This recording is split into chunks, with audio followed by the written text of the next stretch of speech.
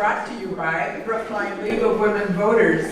I'm Margaret Bush, the president of the Brookline League, and we've seen many of you here before, and some of you may be coming to our program for the first time. We'd like to remind you that the membership organization of men and women, and for those of you in the room, membership organization of men and women, and for those of you in the room who are not yet members, we hope that you'll think about becoming a member of the League. We don't endorse candidates, and we're not going to endorse the questions tonight for you, but we bring to the town many different programs and information and services to promote voting. We assume everybody will vote this year. We do sometimes really take a stand on issues that we are part of the State League of Women Voters and the National League of Women Voters. Their process of actually endorsing issues is a very careful one, and with a lot of thought and work put into it. They are initially studied by a committee when we do the state issues, and then all of the local leagues are invited to actually discuss thoroughly, work with their communities, and respond to those issues as well.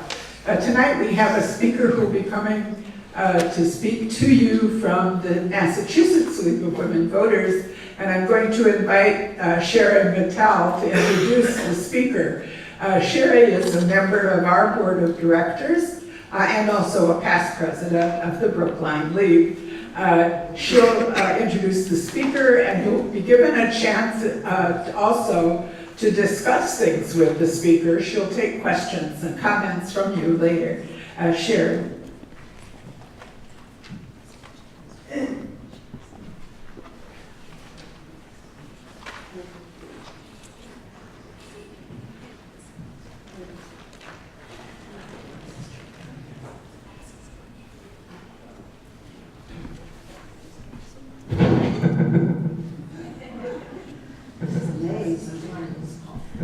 Thank you, Margaret.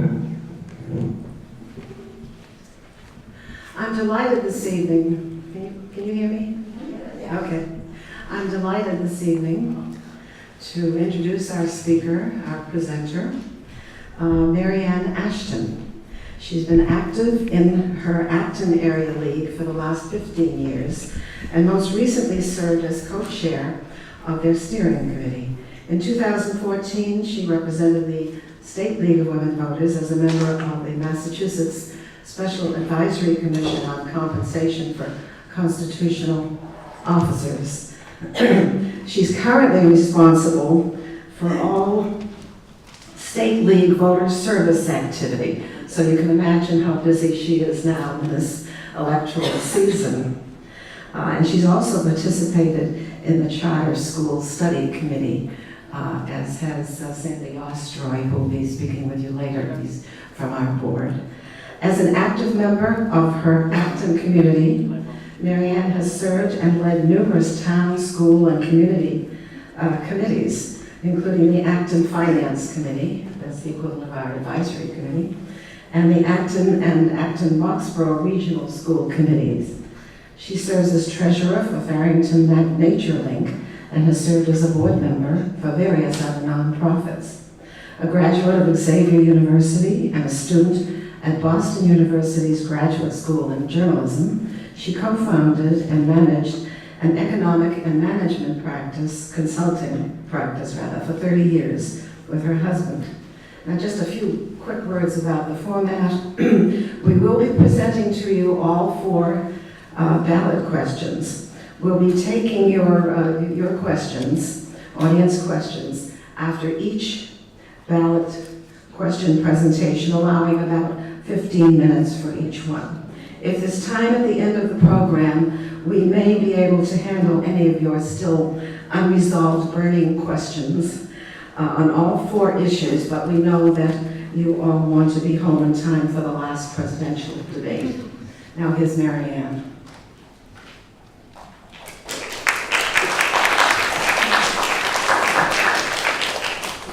Thank you all very much for that warm welcome. Just going to get back to the beginning here.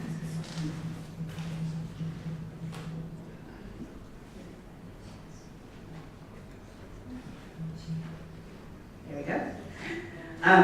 So we'll be talking about the 4 ballot questions that voters will face in Massachusetts when you go to the polls on November 8th.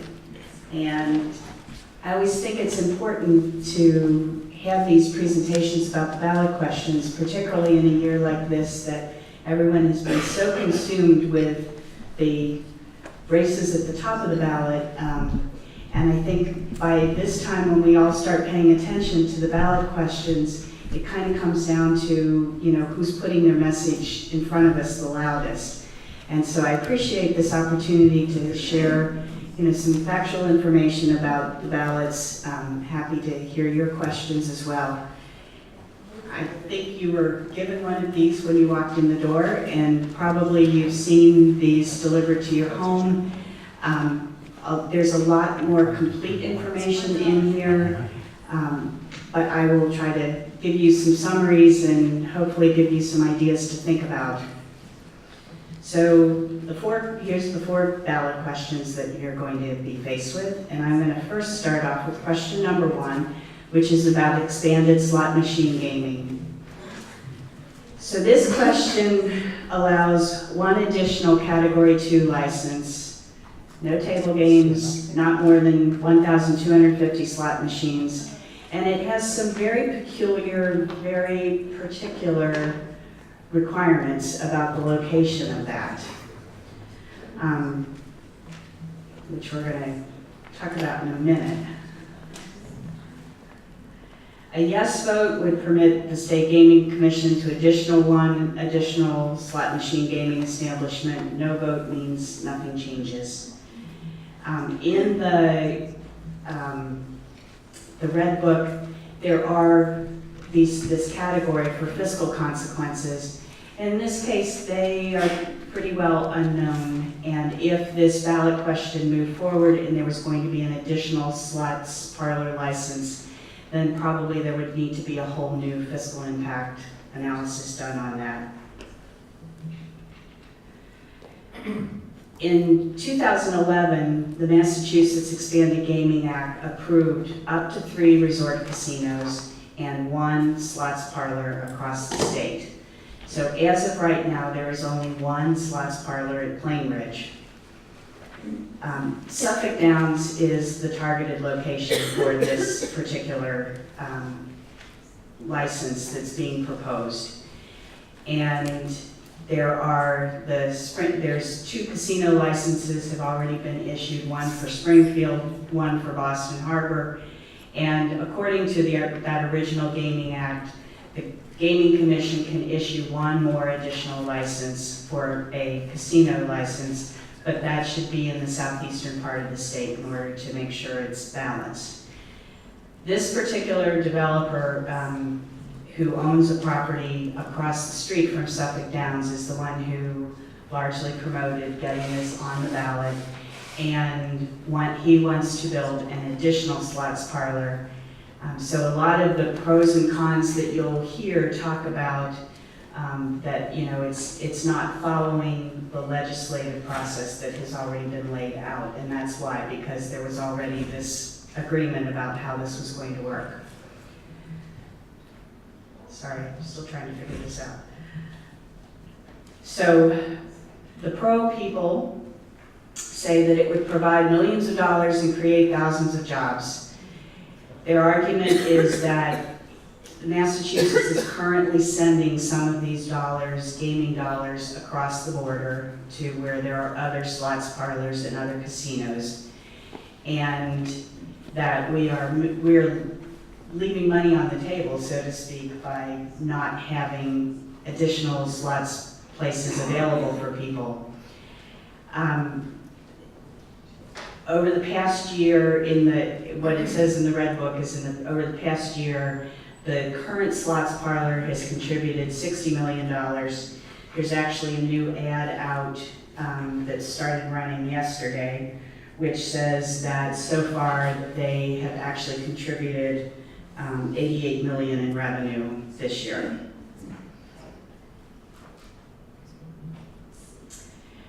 The people who are supporting it are called the Horsing, Racing, Jobs, and Education Committee. The people who are opposed say that we just don't have enough history yet with legalized casino gambling and we shouldn't expand it any further at this time, and that the existing slot parlor at Plain Ridge is substantially underperforming, and that the ballot question was written by one developer for one purpose.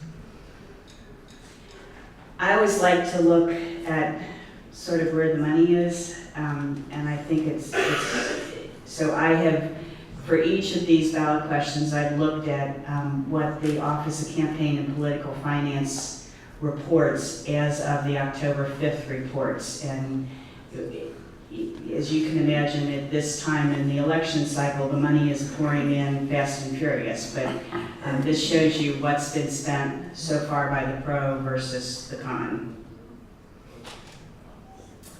And I'm going to stop right there and see whether people have any questions or comments about that question. Yes? Hello, can you move back to that previous slide? I just wanted to see it almost. Yep, I can do that.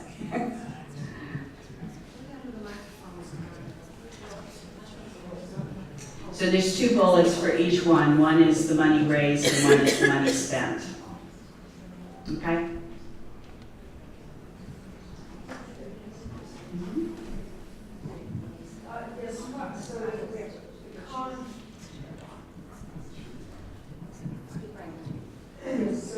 So the condo might spend any money, why is that? What are they doing? All $5,000. I don't know. I mean, they have neither raised a lot, and so far, as of October 5th, it's spent nothing. So it could be, this is the time of the cycle in these next few weeks when people who are going to do a statewide mailing or they're going to do commercials or any of that kind of stuff are going to start rolling out. So it may change, but that's what it is right now. Mm-hmm. I was just wondering who the con group is. Sorry. It is a group that's called the Committee for Responsible and Sustainable Economic Development. These titles are so descriptive, don't you think? Yes. I was wondering if, Sorry, you have the mic. I was wondering if, Sorry, you have the mic. I was wondering if any research has been done in neighboring states like Connecticut that have casinos, and specifically wondering if in the area where the casinos are, is there increased crime, increased DWIs, other So things that have been negative to the surrounding community. So to be honest with you, I did not see any of it with respect to this particular question, but I remember when there was a previous question a couple years ago, there was a lot of that kind of information, and I think the closest there is the statement from the con people that this is just all too new and we don't have enough experience in Massachusetts, but I think there is some experience in other states, and I'm sorry, I don't know what that is right off the top of my head, but anybody else? Yes? One of the things I've read about was that the amount of money raised is not as much as the cost in terms of mental health issues and other types of things. And also going along with that, sometimes what's the what's said as a projected revenue isn't what actually comes in. Do you have any information about that? I mean, what I said, that the one that's actually open, which is the Plain Ridge Slots Parlor, the other two are just, the other casinos are still in development, but the Slots Parlor in Plain Ridge is substantially underperforming compared to what they projected it was going to. So they're saying now it's going to be 88 million this year, but I think the number was greater than that. And the costs associated with having the increased availability. Right. And again, I'm sure there's information out there, but sorry, I don't have that. Okay. So I'm going to, Sherry had mentioned at the beginning that Sandy and I both worked on the state charter school study materials. So this is for the league to study the issue about charter schools and come up with a position sometime in the future. So Sandy's going to present that part on question 2, which is charter school expansion. I'm going to get out of your way. Well, I have a feeling you've heard about this ballot question. It certainly has generated a lot of activity and a lot of discussion. If you looked at today's Globe, there's a Marty Walsh column, and there's also a Thomas, I'm not going to get the names, but I wasn't here, Thomas Birmingham and Mark Roosevelt, who wrote both what they would say. One, Walsh said you should vote no. Birmingham and Roosevelt said you should vote yes. I've divided what I'm going to say to you. First of all, I'm only going to speak for 6 minutes, so there's plenty of time for questions.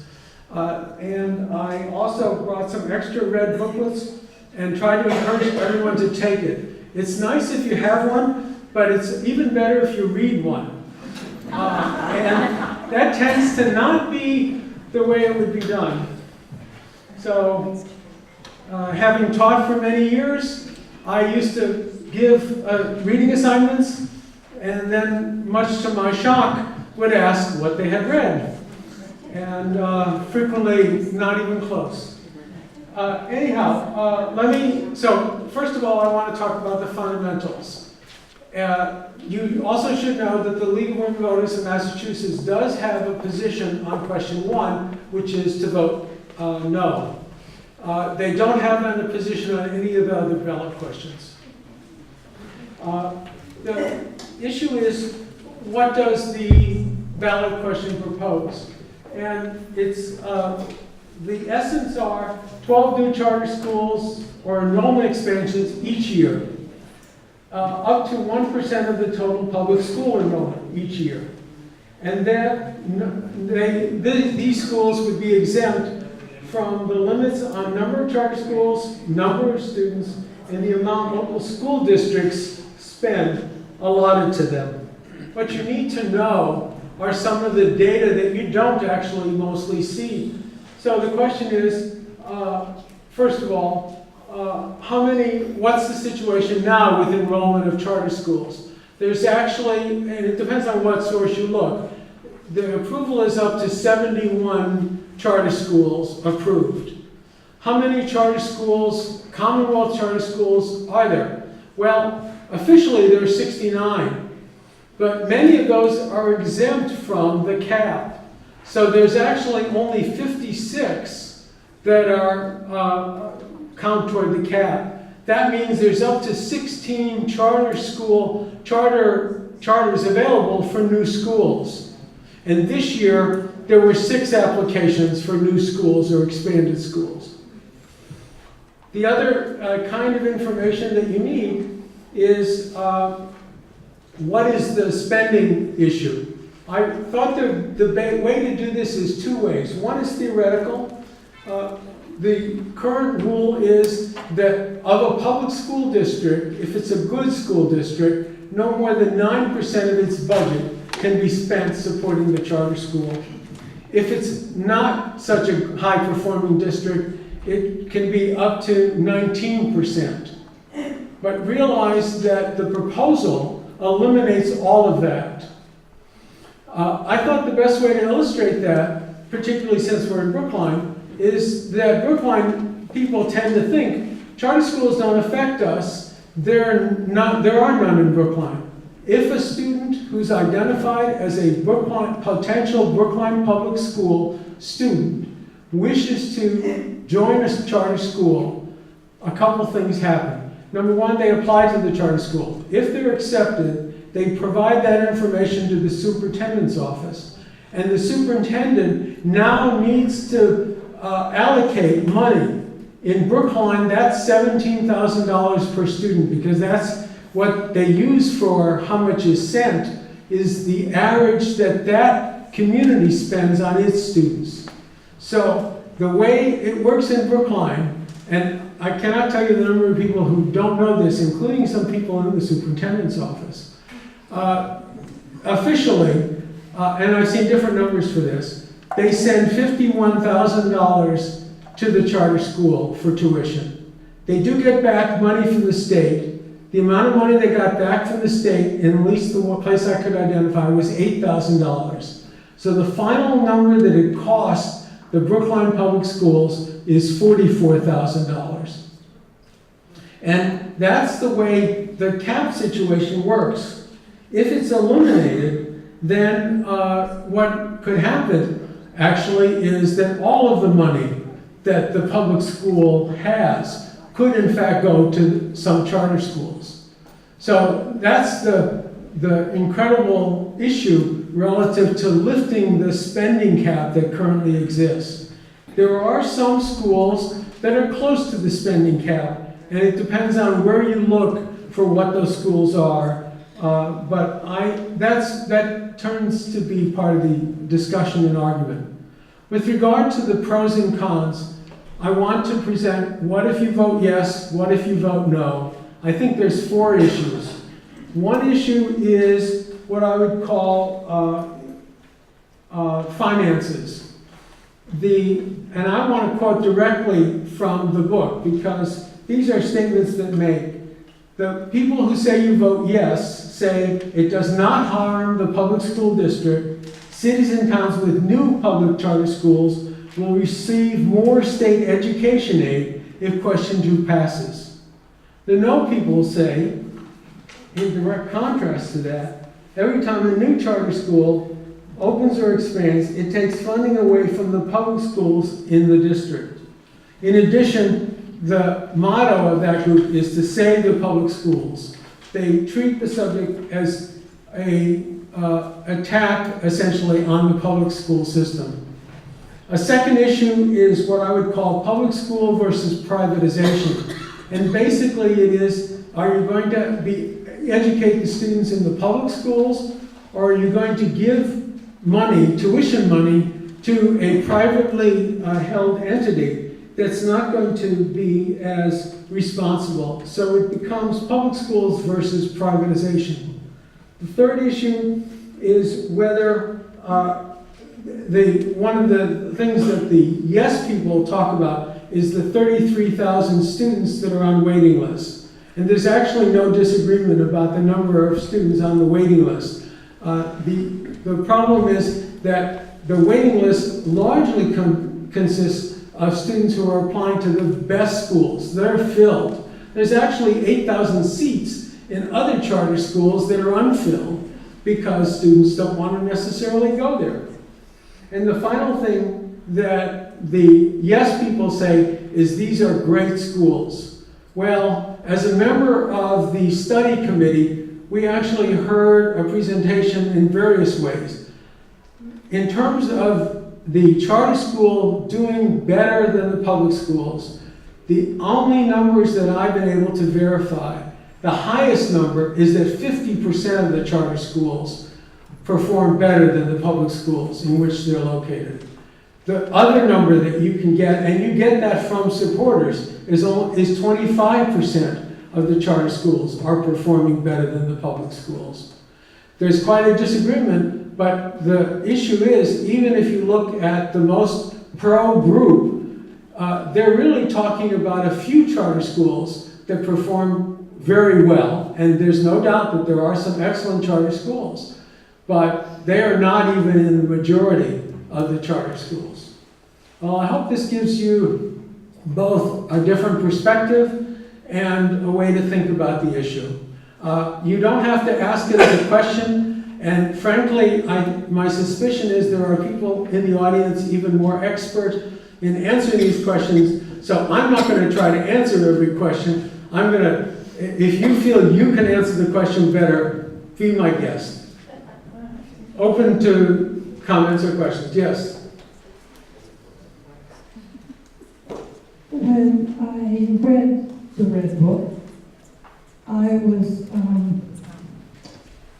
I thought they were very clever, the people who were in favor of lifting the ceiling. They kept on referring to them as public charter schools over and over again. That's how they called them, public charter schools, which for me raises the question of,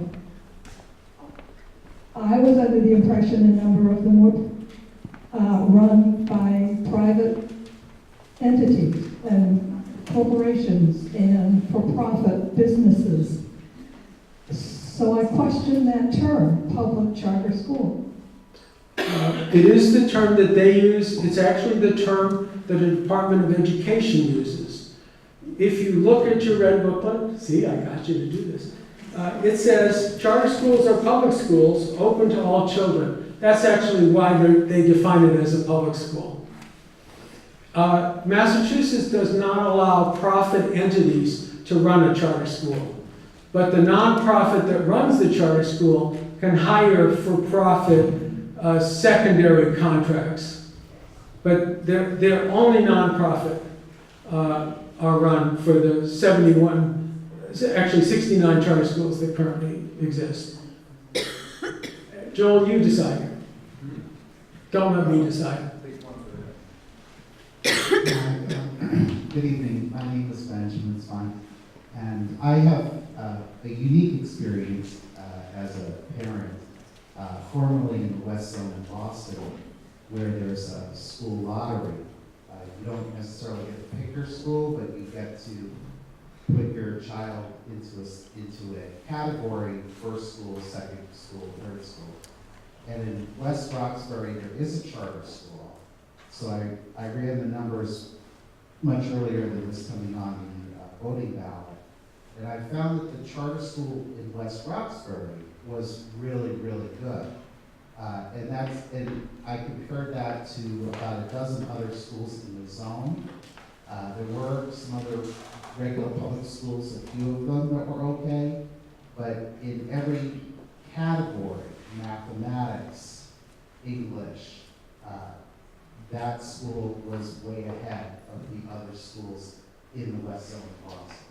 And the schools seem to have more parent involvement than a lot of the schools as well. So that's my takeaway on that, is I've seen it. There is one in West Roxbury that's really good, and I would encourage anyone, if they have the opportunity to go and see the school, to see the school. Yeah, I don't think there's any disagreement, actually, that there are some excellent charter schools. What I forgot to say at the beginning is, so how many students are currently in charter schools? Around 40,000. What does this law add? Well, it's 1% of the total population of the state. That's actually, the total population is around 955,000 students. That would allow them to add almost 10,000 students to a charter school every year. So it would incredibly increase the number. But are there some excellent charter schools? Did your child get into that one? No, they got into the Philbrook Elementary School, which fortunately the Philbrook was close in ranking to that, with the excellent math curriculum.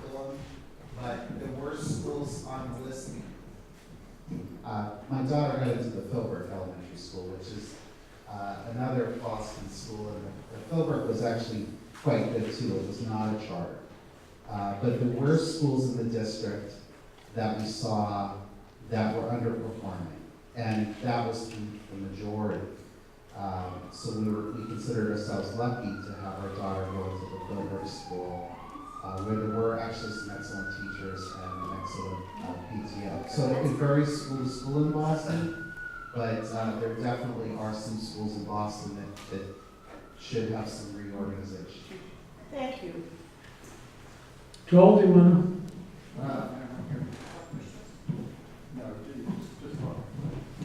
Did you say that there are students from Brookline in charter schools now? to? Yes, 3 or 4. 3 or 4, okay, and you said it's $17,000 a year that goes out of the district? Yes, it's done in an indirect way, which the person who mentioned this way you word something.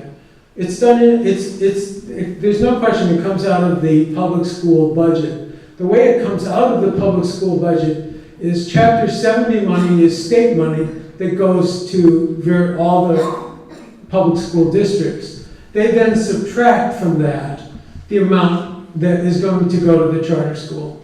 And so the state actually sends the charter school tuition. But if you read the Red Book and you read what they say, they're very careful to say it's not your tax dollars, but in the end, I mean, I mentioned to somebody in the superintendent's office when I had a document with $63,000, they said, well, that costs us a teacher. But very few people are aware of that. You don't have to have a charter school in your district to decide that you want to go to a charter school. You just have to be accepted by that charter school, and then your district has to send the tuition, and that's determined also by the state. And that's based on the average amount that you spend per student. So Brookline sends $17,000 per student. I don't remember which community, I think it was Springfield. They send $8,000 per student. But because that's the amount of money they're spending, they're much more dependent on Chapter 70 money. Thank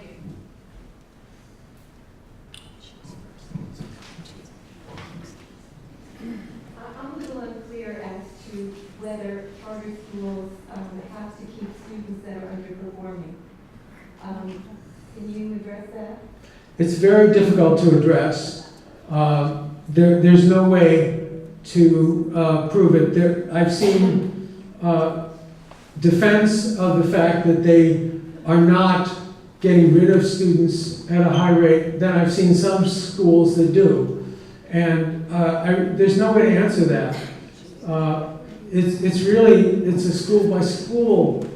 But that is very different than the public schools, which do not, do not get rid of students in the sense of a private school, if on an underperforming student. Also, do you know what happens to the tuition in a case of, let's say, a student is in a charter school and they, don't finish the whole year? What happens to that tuition? I don't know. Maybe someone else here knows that. Go ahead, Miriam. There's a true up at the end of the year. So they look at the end of the year, what the FTE of pupils was at the beginning of the year, what the FTE is at the end of the year. There's a true up at the end.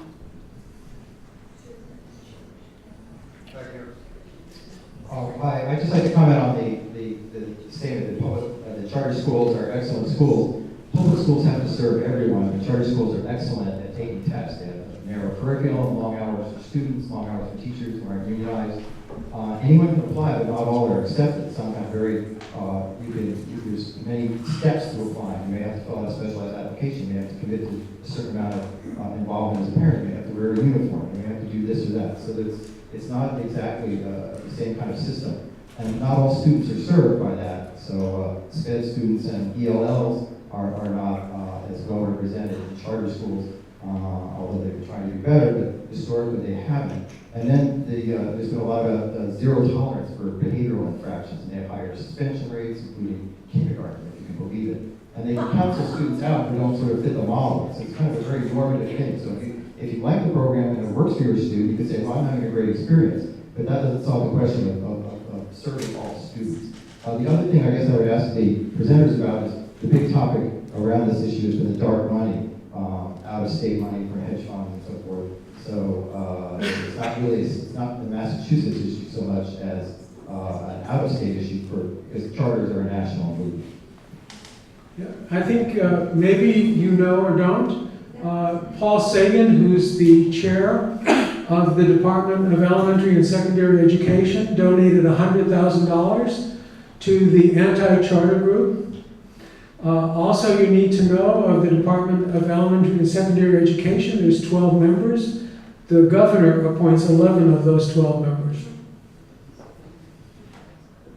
Mary Ann, you have data on the amount of money, and you have some slides. Pull that up at the end. Okay. I have children that have already graduated, but I'm a little confused as to some definition of what a charter school is. Does that include a special school for a child with IEP, who might have emotional challenges? Are those private schools, or is that falling also within the charter schools category? Because my understanding is that if a child needs to be served outside the community, then the community needs to pay. So are they within the same budget? It actually comes, it's not a charter school. It is a determination by the public schools of Brookline that they are not well suited, and they're the ones who set up a situation with defined places. They talk to the parents, they talk to the child, and they try to determine the best situation. If you've gone to many of the school committee meetings, they've worked very hard to try to keep as many students as they can in-house, but they can't do all of them. And they pay actually quite a bit. I think it's more like $50,000 a student to actually have them in the special education programs. But by federal law, they're required to provide an education to that student. If they can't do it in-house, they must do it outside. But that's not what the charter schools are. There's a couple of points I'd like to make. One is I do not know if you know how much outside money from outside of the state is going into trying to put charter schools here in Massachusetts. You can see the television ads every day if you watch any programs. It is really an interest of corporations. There is a lot of money in privatizing public education throughout the country. I don't know if any of you are aware of Diane Rabbit. She was in Bush's cabinet. She's an educator. She is at NYU, and she's a tremendous amount of study on this. I recommend reading her blog. When she was there, she was completely, I'm sorry, when she was in Bush's cabinet, she was completely for charter schools. She has now made a complete about face and is really, really pushing to see, to make us know and what really is going on. And also, you might know that Elizabeth Warren, who also was completely for charter schools, has made a complete about face on this issue. Mary Ann has the slide. Do you mind if I just interrupt for 1 second? This is again from this same report. So as of October 5th, and again, the money's still coming in. I did not do any kind of sort of where the top 3 sources of it are, and you could go to that ocpf.us site and look at that yourself. But you can see this question has a lot of money in play. I tell people the story. I spent a lot of my summer up in Maine and was coming back periodically for a meeting here and a meeting there, and I would turn on the television and go, wow. Because in like August already, there was just ad after ad after ad, and they are still continuing to spend a lot of money. So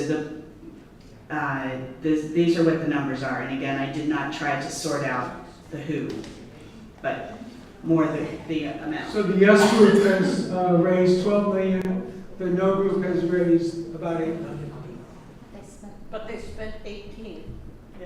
And you're welcome, if you want afterwards, if you have any questions that you do want to ask in public, I can't tell you how many volumes of paperwork I have, but my wife can tell you that it fills our study. So you're welcome to ask any question you want. I have, for example, the money lost by every school district. Realize how many public school districts there are in Massachusetts. There's 407 public school districts. And realize that as you go through, it's each individual school district that you actually have to look at if you really want to understand what's going on. I didn't understand. What? I didn't understand the distinction that somebody made about the fact that our charter schools are not profit-making, but that they can still hire groups that are profit-making. Who are the groups that hire and that are profit-making groups? I have the data somewhere. I think in general they stay within the nonprofit, but there's 4 identified charter schools that have outsourced aspects of the education process to some profit entities. I think one more question. Some new person? I just have a question about this slide. Is it possible that these numbers are reversed? I'm confused at the... Oh, you mean they've already spent 18 million, but they only raised 12? Well, that's not my slide, so I'll turn the microphone over to the chair. Thank you. They're not reversed. It's, it's just the timing of when they have to file these reports. So it depends which way, but yeah, this is what it was as of October 5th. I can almost guarantee you that all of these numbers are larger tonight. And whenever they file the next set of reports, which I think probably, I forget whether they have to file once more before the election. Does anybody know that? I feel like they must, I think they have to file one more time, and if not, then it's immediately after. But these numbers assuredly are changing. So, thank you. So thank you very much, Sandy, for doing that. Let me just get back to question 3 here.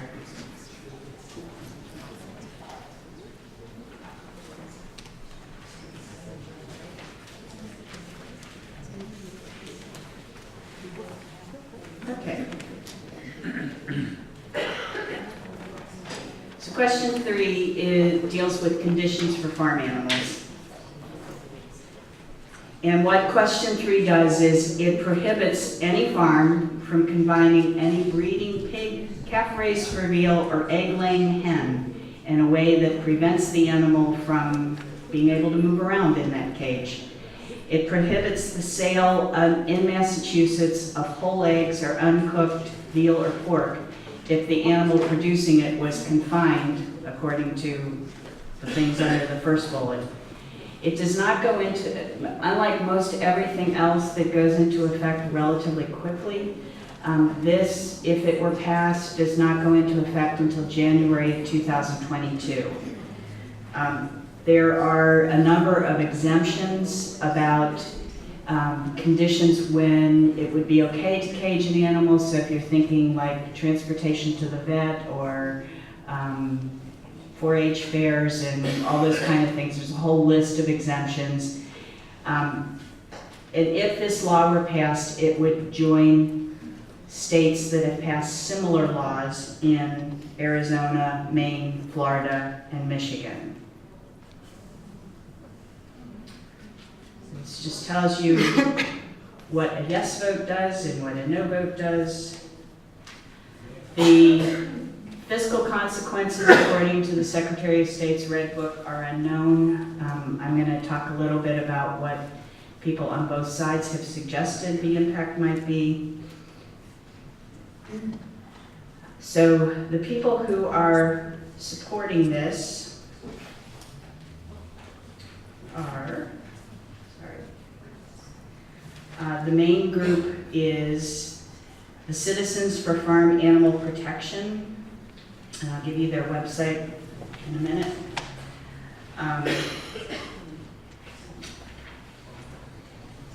Their main arguments are that the practice of keeping animals in cages is inhumane. Confining animals that are producing food in cages increases food safety risks. Sorry. I'm just gonna stand up. No, wrong way, sorry. Sorry. And that farmers agree that the proper treatment of animals is better.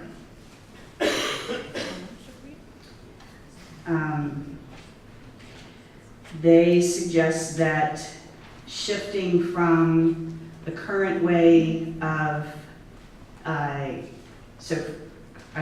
this is probably more by way of background. There are very few farms that confine animals in Massachusetts.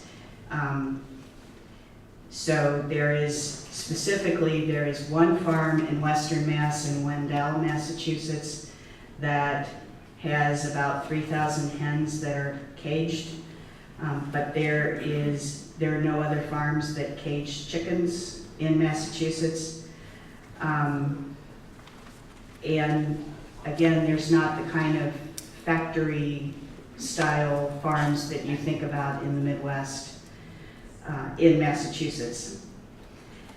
The people who support this ballot question say that the cost of shifting from eggs that are produced by hens in cages to eggs that are cage-free would result in a cost of a penny an egg.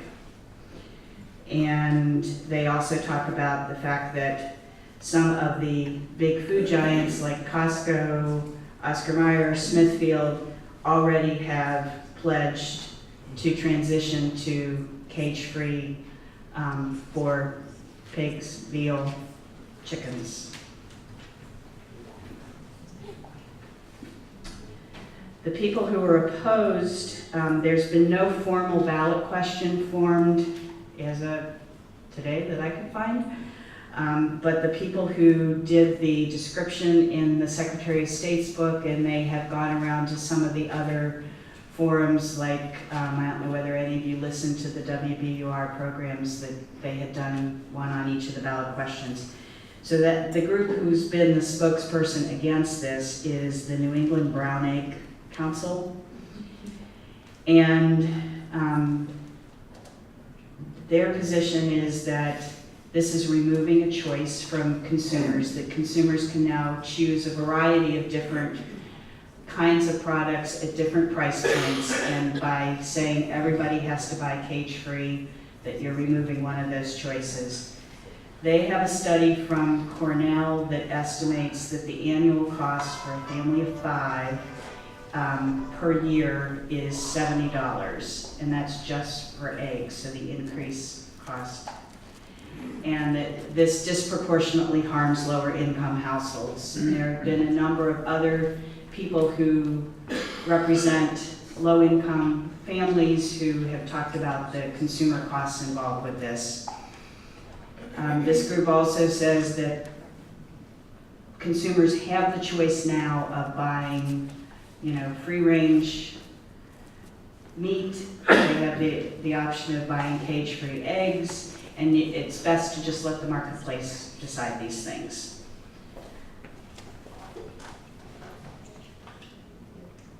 And so again, just to give you an idea of the money that's involved, the Pro Group has spent about $2.3 million. His raise, sorry, and has thus far spent just under $700,000, and there is no formal ballot question committee formed against this. The The other thing worth mentioning is that the people who are supporting this voting yes has been endorsed by the MSPCA, Animal Rescue League of Boston, Center for Food Safety, Humane Society of the U.S., Consumer Federation of America, 100 Family Farmers in Massachusetts, and United Farm Workers. Just make sure. I think one of the other things that the people who are opposed to it is that that they perceive this is going to cause problems because so much of our veal and pork come from out of state. And so how will this be regulated if you're regulating the farmers who are raising it in-state, but you're not regulating the farmers coming from someplace else? So that's what I have. I would open it up to questions and comments, and I'd first like to recognize there is a representative of MSPCA who's here, and I told her I would let her speak for a minute or two. So Liza, if you could just raise your hand and somebody give you a mic. Oh, thanks. I think I can probably shout pretty well. You need to be recorded. Oh, okay. Thank you for coming. Oh, you're welcome. So just in the interest of full disclosure, I don't work for the MSPCA. I'm a volunteer on their board of overseers, and I'm also a volunteer supporter for Citizens for Farm Animals and a Brookline resident. So I'm strictly here in my capacity of my own interest in animal welfare. So just to reiterate a couple, and I promised again I would be brief, and I will. The first point is about preventing animal cruelty. These are not just cages. These are called confinement cages. These animals, their entire lives, the hens cannot even open their wings, the pigs cannot lie down, and the calves cannot lie down comfortably. They are isolated and they're packed into like shoebox-like conditions their entire lives. So from a cruelty perspective, it's pretty horrific to live your entire life not even able to lie down comfortably. From the safety of food supply, if you don't care about the chickens, the pigs, and the veal calves, that's totally fine, but you probably care about your own health. There are studies that show there are increased risks of salmonella, disease, bacteria, and other contaminants that increase dramatically in factory farm and confinement-like settings compared to more free-range and more humane practices. If that doesn't get to you, how about the environment? The runoff that's created from factory farms pollutes the water, pollutes the air, and ruins the land around those farms, often irreparably. If even that doesn't get to you, how about your wallet? As Marianne pointed out, most of the studies, even from the egg industry itself, have shown that the increase in price is 1 to 2 cents per egg. And to the group that is opposing this bill, their argument is this takes away choices. I would argue most people in the room would probably be willing to pay 1 or 2 cents more per egg than to risk getting sick with salmonella and going to the doctor and losing a day out of work. And how's that going to affect lower income people who don't get that time off from work? You will pay now or you will pay later for health care. In terms of who's endorsing it, some other names to add to that great list: over 100 family farms in Massachusetts, the Attorney General, local and national animal advocacy groups, and 150 farms and farmers in Massachusetts, also many local businesses, and local veterinarians have all signed on. If you want any more info, I encourage you to go to yesonfree.com, or for those who are old school like I am and like paper, I have some handouts here as well. Thank you for letting me speak. Thank you. Anybody else have questions or comments? Sherry? Yes, I wonder about the issue of pecking order, which evidently really does exist when hens are allowed to be a little freer, but still near each other and peck each other to death. How is that being considered at all? I actually think they talked about that in the WBUR program, that was one of the concerns about it, and I think that is one of the reasons why the brown egg people are opposed to it, is that they think it's safer for the hens to have more limited space.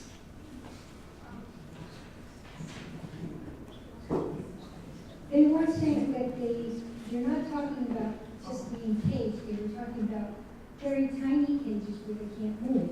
So if you're worried about pecking, put them in a bigger cage if you think that's safer. It's a history community.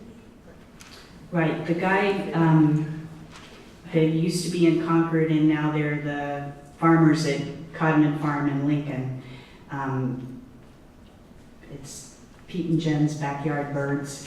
But they have, there was an article in the Globe a few weeks ago about them, but they have cages that, you know, they're big cages and they move them around different places on the property and let them out for a while and then they get back in. But it's bigger cages, not so small that they can't move their wings.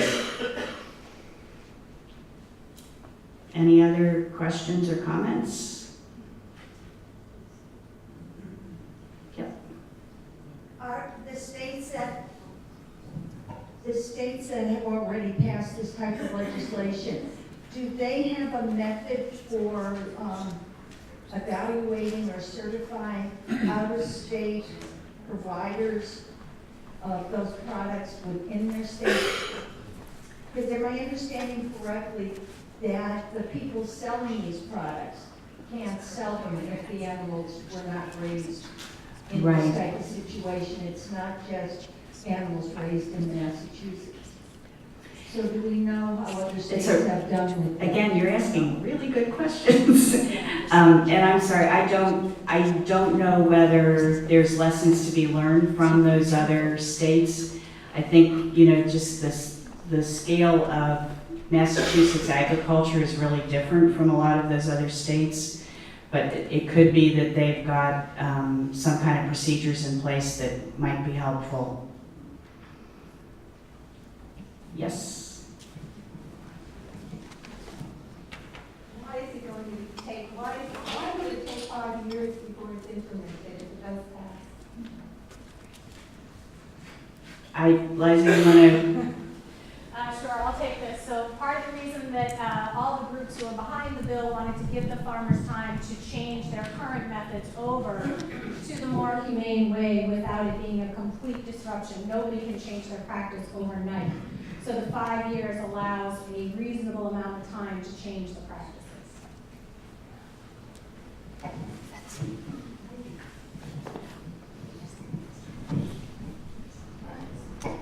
And Brookline has already looked at some of this issue. We passed a town meeting, a bylaw that says that restaurants cannot serve crated veal in Brookline. So we have started to really have this kind of dialogue already in the town. And I haven't heard pushback since we passed this. How long ago was that enacted? I don't know, there were a number of town meeting members here. It was a few years ago. Yeah. Interesting, thank you. Okay. Anybody else? We'll move on to question 4, which is the legalization, regulation, and taxation of marijuana. So before I get into this, I'm just going to make a pitch about, so all these other ones that we're looking at, most of the information comes from the Secretary of State's Red Book. In this case, Massachusetts was able to pilot a new idea, which Oregon has been doing for several years with their ballot questions, and they have what they call a citizens initiative review. So in Massachusetts, a group of people organized this year as a test case and they select 10,000 voters randomly, and then they select from that 10,000, they select 20 people that scientifically represent a cross-section of the voting population in Massachusetts. And I don't know how they did that, but their website explains how they do it. But from this process, these 20 people came and met in August for 4 days with a panel of experts, the pro and con people on both sides of the question, a number of people who are experts on the issue. It got a chance to ask them questions, deliberate, come to consensus, and then from that, they wrote a position about the ballot. And so the ballot question they chose was question 4 on marijuana. And if you go to, they have a website which is cirmass2016.org. And they have, you know, a whole, it is compared with what's in the Secretary of State's booklet, which was done, you know, in opposition to each other, 2 different groups saying what they think. This was done all together, so it's a very coherent statement, it's very clear, it's written in very clear language. So that's what I relied on for a lot of the information in this part. So question 4 is about recreational marijuana. It permits the possession, use, distribution, and cultivation of marijuana in limited amounts by persons 21 and older. It removes the criminal penalties. Sorry. And it goes into effect December 15, 2016. But that doesn't mean you can buy it. So soon. So here's what a yes vote does, no vote.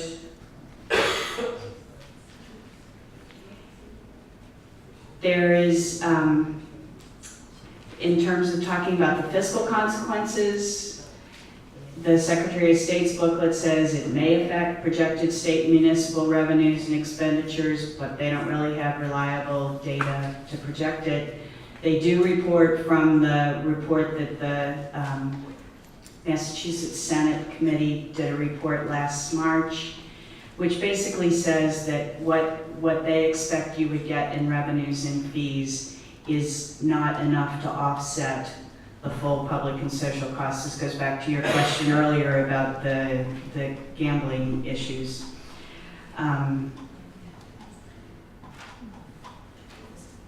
So the people who are in favor of the legalizing are yes on 4, not to be confused with yes on 3.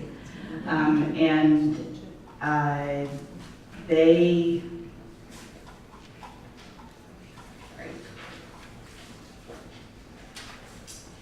main reason that they think the most important reason to support this is because there is already all this money and all this moving around of marijuana anyway, which is happening under the radar. And so why not make a system that is equivalent to how we regulate and handle alcohol sales in Massachusetts, and have it regulated, tax it. So their main points that they think you should all know is that regulating it is safer than the black market marijuana. There'd be clear testing, clear labeling.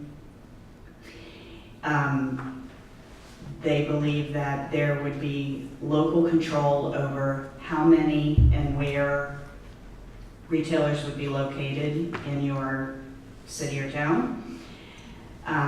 They believe it would create a large number of jobs, and that it provides patients and health providers ready access to marijuana without committing a crime, and that legalization would help people avoid opiates and other.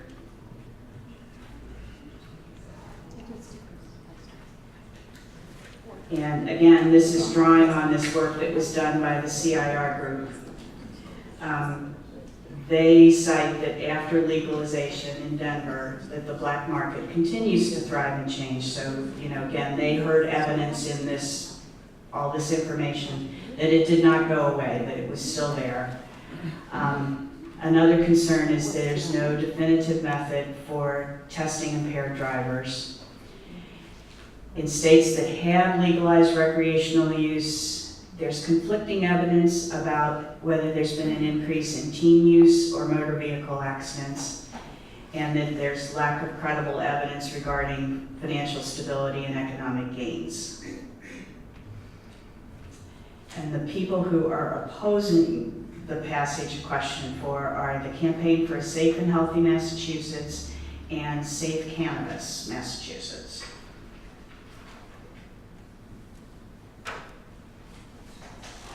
And here again, there's a pretty big disparity in the amount of money on one side versus the other. So the people who are favoring the passage of question 4 have raised $4 million and have spent 6.4. The people opposed have raised about 600,000 and spent about 135. However, there was information yesterday that Sheldon Adelson, who is the Las Vegas big spender on lots of money issues, has contributed $1 million to the anti-campaign. So again, this is October 5th, so it's not there, but they've started trying to even it up.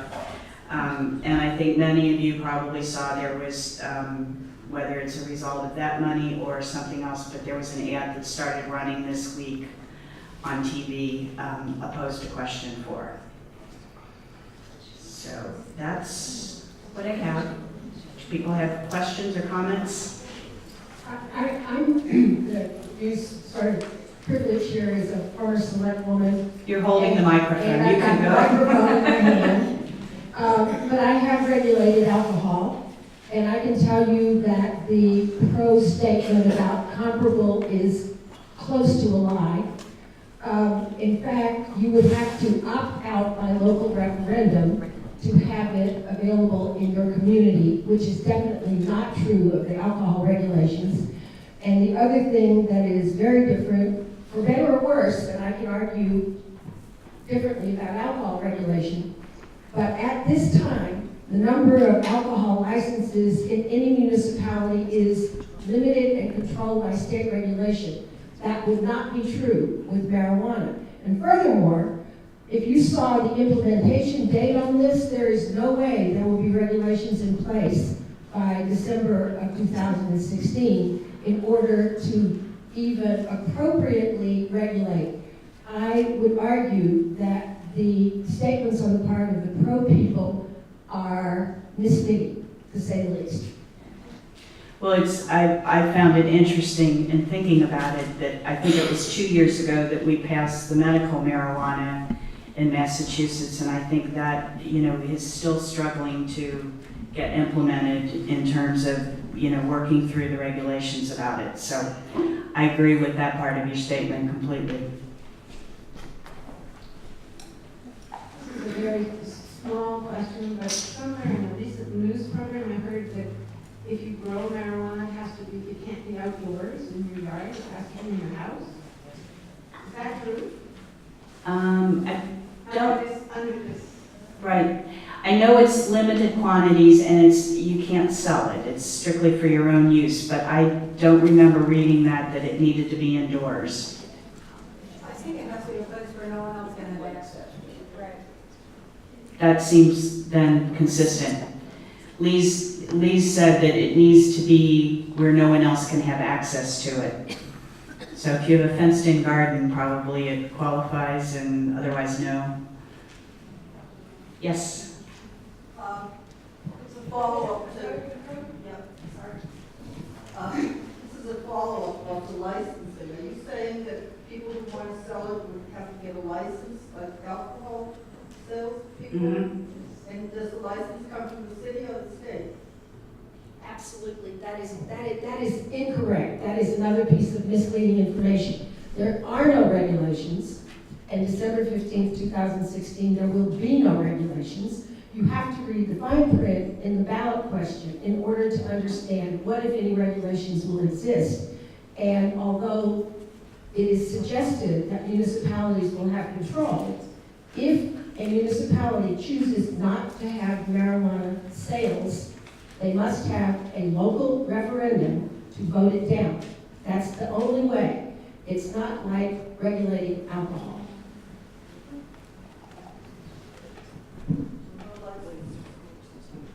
Hi, on the marijuana issue from a property management real estate perspective, I'm assuming just like cigarettes, a landlord can put on the lease and a condo association can put in their condo docs rules that there's no smoking on the premises, and so marijuana would fall under that, because there have been many fires in Massachusetts caused by gross smoking.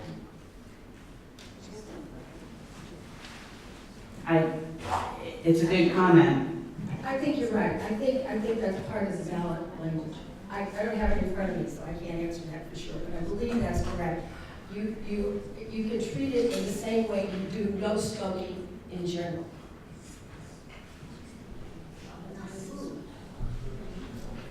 Right. You wouldn't be able to control animals.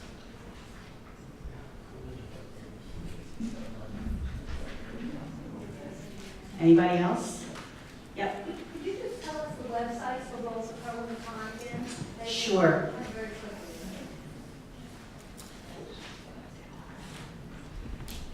They're also in the red book, sorry. Yeah, they're in the book. This is the opposition one, and the pro one, I think is just yes on 4. But the Red Book does not have the information that Marianne mentioned about the group who studied the question. So what's that one? Right, excellent. Oh, I'm sorry. The study group. The Citizens Initiative is CIR Mass, MASS 2016, so altogether .org. And I'm sorry, I should put that up here for you. The pro group is, the name of the committee is Yes on 4, but their website is www.regulatemass.com.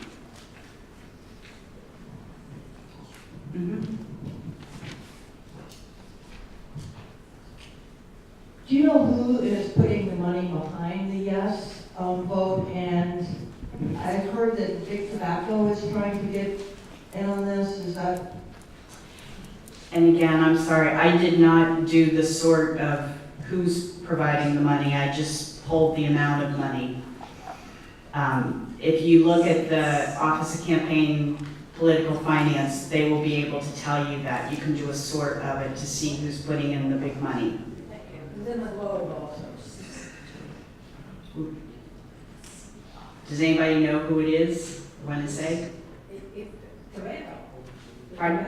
Apparently the tobacco industry. Okay. But it doesn't make sense, according to the article in the Globe. It doesn't really make sense because it hasn't cut down either alcohol sales or tobacco sales in the states that have legalized it. I'm just wondering about the interface between this passage and medical marijuana. I mean, it seems to have access to medical marijuana, you have to go through a big system. You have to register, you have to have a card. It seems to me that all the companies that are coming in and setting up medical marijuana clinics are certainly not going to be needed if anybody can just go in and buy it unregulated. And I'm just not sure how in the states that have legalized, that started with medical marijuana, like Colorado. I just wonder. I think that's correct. I think the people who were focused on medical marijuana are now part of a whole bigger market, and there's no longer a need for that process or that regulation. But that's what I said, the regulations have like barely started. It's taken the full 2 years since that was passed to move it along, which is, I think, what Betsy's trying to say about it seems unlikely that this is going to be ready to go on December 15th, regardless of the outcome of the ballot or regardless of what the intention of the people who drafted it are, because there are no regulations. The legislature is not ready to go with those regulations, and I think you're right about what this does to those people who thought that medical marijuana was the way to go. Yeah, so I have a question. So on the Red Book, it says that if you're selling marijuana to a person, like if you have fake ID and then you bought the marijuana, the person who sells the marijuana get in trouble. Mm-hmm. And so does that encourage the sellers that, like, even if they know it's a fake ID, because they want to like produce like more marijuana and they won't even get in trouble? Are you saying that's going to encourage them to sell? Yeah. I think it depends on what happens with the regulations and how that develops, whether there's penalties for them or not.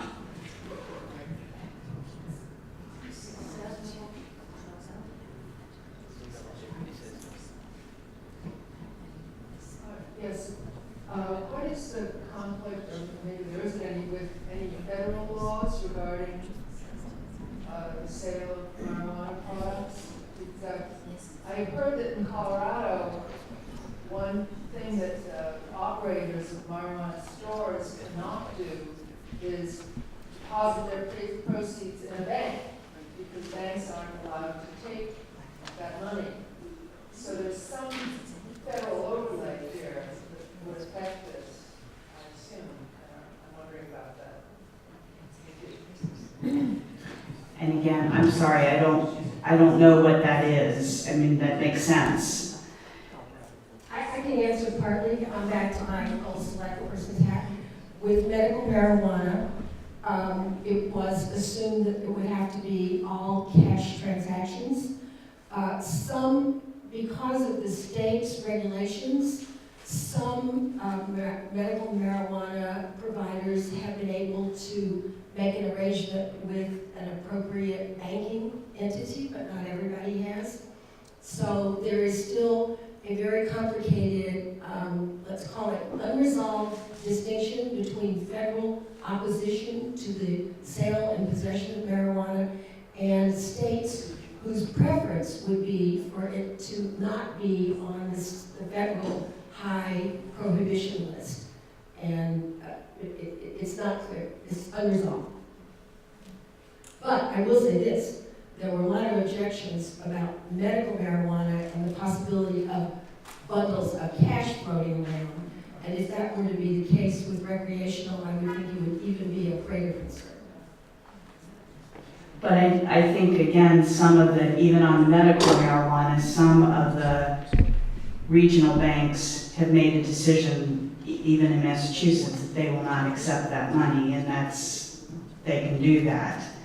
But the issue is the cash and what's going to happen with that. Yes? I just wanted to let everyone know, I'm just glancing, so I haven't really read it, but on page 18 of that red book, it does have a section in it where it talks about the licensing of marijuana. It says procedures for issuing and renewal of licenses or operating marijuana establishments, et cetera, schedule. So it looks like they'd be putting it into effect if it passes and then doing these things, but they're saying they are going to do this. And I think that's what my comments about the pro people, that's their position, that they believe those licensing will happen. Betsy's right that they don't exist right now.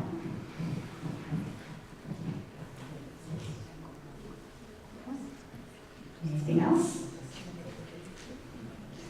So thank you very much. I'm sorry I was not as helpful in answering your questions as you might have liked. I would just like to make one last plea with you as you think about getting ready for Election Day. The League of Women Voters has a voter information platform, which is called vote411.org. And if you have not taken a look at it, I would encourage you to do that and share that with family and friends. You can go in and put in your street address, and it will provide you with information about who's on your ballot, and including the ballot questions are all there with pros and cons. So you can kind of have a chance to think about what's actually going to be on your ballot before you go in on November 8th. And early voting starts in Massachusetts on October 24th, next Monday. So if you don't want to wait until November 8th to vote, you will have plenty of options to do that. So it does have your polling place on it. So thank you all very much.